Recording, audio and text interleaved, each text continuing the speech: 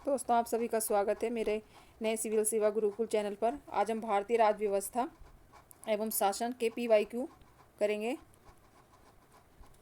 जिसमें आज हम पहला टॉपिक लेंगे उद्देशिका यानी प्रेम्बल का, कि अब तक 2027 तक कितने क्वेश्चन आ चुके हैं। यानी कि अगर आपका UPSC 2027 का लक्ष्य है तो इस टेस्ट में आपके कितने क्वेश्चन हुए हैं, जो अब तक उद्देशिका में आए हैं, आप कितने क्वेश्चन कर पाए हैं, उन सभी को कमेंट में लिख कर ज़रूर बताना।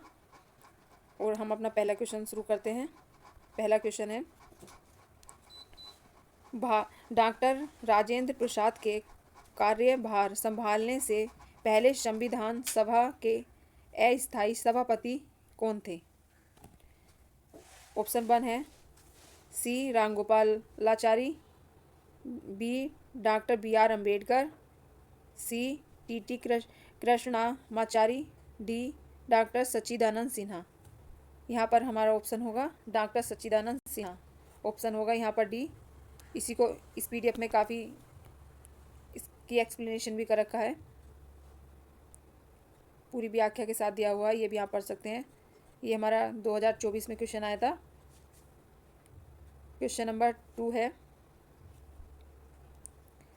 भारतीय संविधान के बारे में निम्नलिखित कथनों पर विचार कीजिए।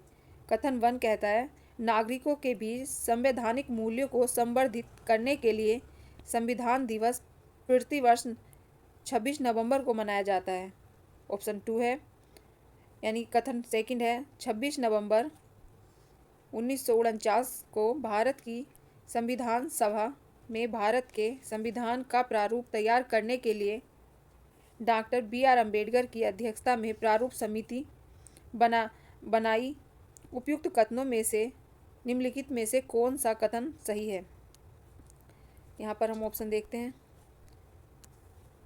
कथन ए और कथन सेकंड दोनों सही हैं, किंतु यानी कथन सेकंड कथन ए की सही व्याख्या करता है नहीं। ऑप्शन बी है, कथन ए और कथन दोनों सही हैं तथा कथन सेकंड कथन ए की सही व्याख्या नहीं करता है, ये भी सही नहीं है। कथन ए सही है किंतु कथन सेकंड गलत है। और यहाँ पर हमसे सही पूछा था। ऑप्शन हमारा यानी आंसर होगा सी। आंसर सी होगा, यानी कथन ऐसे नागरिकों के बीच संवैधानिक मूल्यों को संवर्धित करने के लिए संविधान दिवस 26 नवंबर को मनाया जाता है। 26 नवंबर 1949 को भारत की संविधान सभा में भारत के संविधान का प्रारूप तैयार करने के लिए डॉक्टर BR अम्बेडकर की अध्यक्षता में प्रारूप समिति बनाई। ये हमारा ऑप्शन गलत होगा।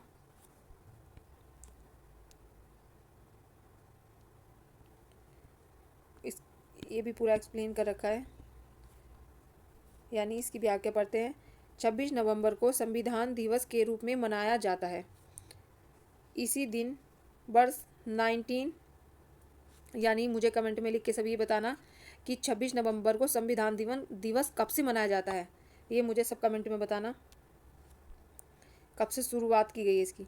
1949 में संविधान सभा ने औपचारिक रूप से भारत के संविधान को अपनाया, जो आगे चलकर 26 जनवरी 1950 को लागू हुआ। ये कथन हमारा सही था, यहाँ से था। 29 अगस्त 1947 को संविधान सभा ने डॉक्टर BR अम्बेडकर की अध्यक्षता में प्रारूप समिति का गठन किया। ये सही है, जिसने भारतीय संविधान के प्रारूप को तैयार किया। ऑप्शन 3 दे रखा है, 13 दिसंबर 1946 को संविधान सभा ने औपचारिक रूप से भारतीय संविधान के निर्माण की शुरुआत की।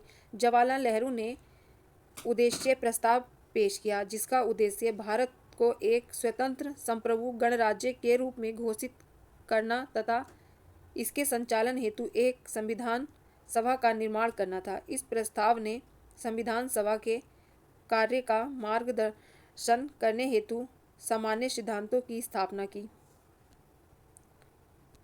22 जनवरी 1947 को संविधान सभा ने इस कथन को यानी कि सभा ने इस प्रस्तावना को अपनाया।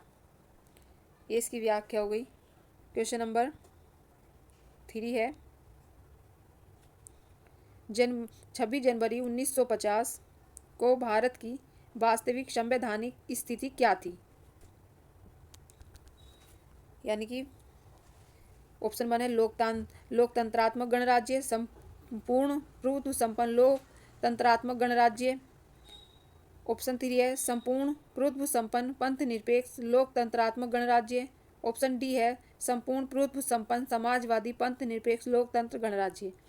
यानी ये पंथ निरपेक्ष और समाजवादी ये शब्द तो उस समय थे नहीं, यानी यहाँ पर आंसर होगा संपूर्ण प्रभुत्व संपन्न लोकतंत्रात्मक गणराज्य। यहाँ पर आंसर होगा बी।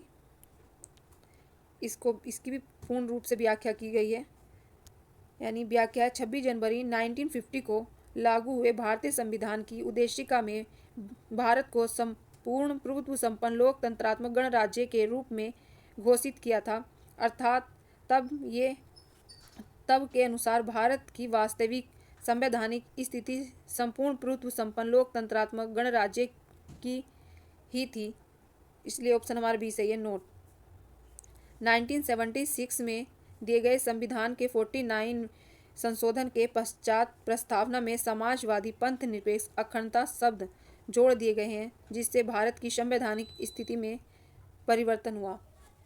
यानी ये समाजवादी शब्द जोड़े गए हैं।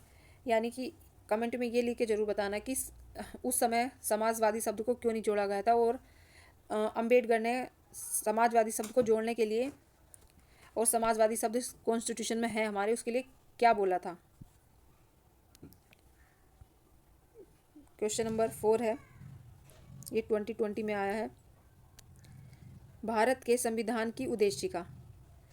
ऑप्शन 1 है संविधान का भाग है किंतु कोई भी विधिक प्रभाव नहीं रखती।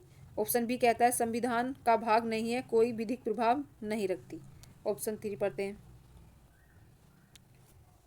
ऑप्शन 3 है संविधान का भाग है और वैसे ही विधिक प्रभाव रखती है जैसे कि उसका कोई अन्य भाग। ऑप्शन 3 है संविधान का भाग है किंतु उसके अन्य भागों से स्वतंत्र होकर उसका विधिक प्रभाव नहीं है। यहाँ पर आंसर होगा डी। इसकी भी संपूर्ण व्याख्या की गई है।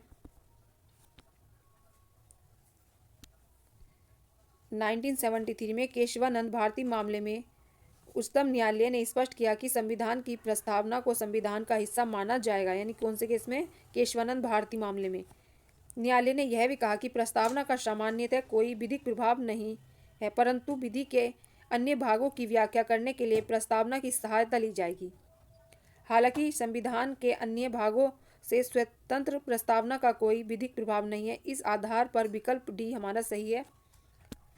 क्वेश्चन नंबर 5 देखते हैं। ये 2017 में आया है। निम्नलिखित उद्देश्यों में से कौन सा एक भारत के संविधान की उद्देशिका में सन्निविष्ट नहीं है? सन्निविष्ट नहीं यानी कि सम्मिलित नहीं है। ऑप्शन 1 है विचार की स्वतंत्रता, वो तो सभी को पता है आर्टिकल। आर्थिक स्वतंत्रता, अभिव्यक्ति की स्वतंत्रता, विश्वास की स्वतंत्रता। कमेंट में ये लिख के बताना कि विचार की स्वतंत्रता कॉन्स्टिट्यूशन में कौन से आर्टिकल में है और अभिव्यक्ति की स्वतंत्रता कॉन्स्टिट्यूशन में कौन सा आर्टिकल में है और विश्वास की स्वतंत्रता कॉन्स्टिट्यूशन में कहाँ पर है। यानी यहाँ पर हमारा ऑप्शन होगा बी। यहाँ पर ऑप्शन होगा बी। क्वेश्चन नंबर 6 है। क्वेश्चन नंबर 6 है, भारत के संविधान के निर्माताओं का मत निम्नलिखित में से किससे प्रतिबिंबित होता है? उद्देशिका से, मूल अधिकार से, राज्य के नीति निर्देशक तत्व से या मूल कर्तव्य से? यहाँ पर होगा, यानी उन्होंने हमसे पूछा था कि भारत के संविधान के निर्माता यानी जिन्होंने संविधान को लिखा है किससे पता चलता है, कौन बताता है? इसका यहाँ पर आंसर होगा ए, उद्देशिका। और ये हमारे उद्देशिका के से 5 क्वेश्चन थे।